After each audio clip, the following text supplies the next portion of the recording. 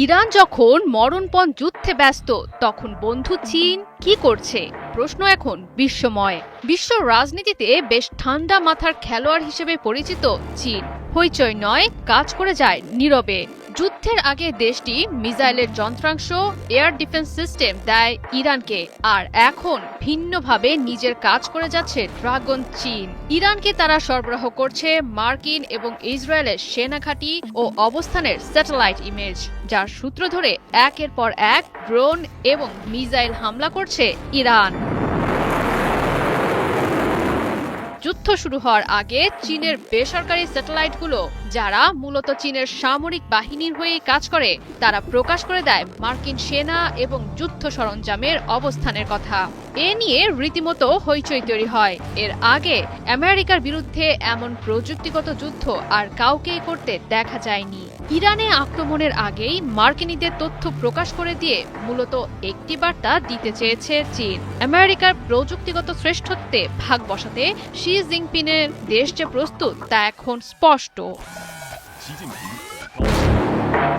যুদ্ধ শুরুর পর চীন এবার নেমেছে নতুন এক খেলায়, যে খেলা মনে করিয়ে দেয় ২০২২ সাল থেকে এখনো চলা রাশিয়া ইউক্রেন যুদ্ধে ন্যাটো এবং আমেরিকার ভূমিকার কথা।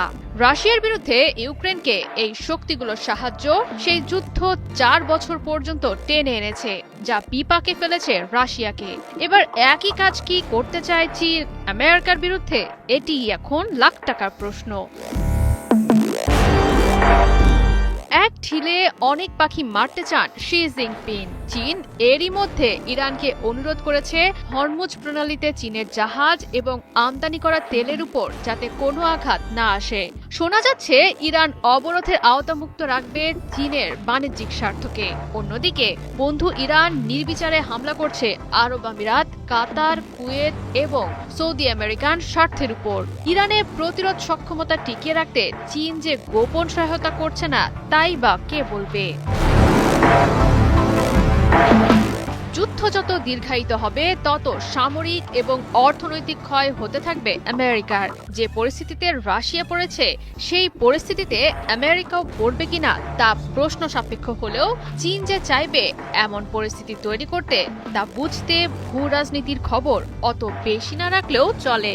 এছাড়া মধ্যপ্রাচ্যে আমেরিকার ব্যস্ততার সুযোগে চাপ কমবে ইন্দো প্যাসিফিক অঞ্চলের ওপর, ফলে এই অঞ্চলে বাড়তি সুবিধা পাবে চীন।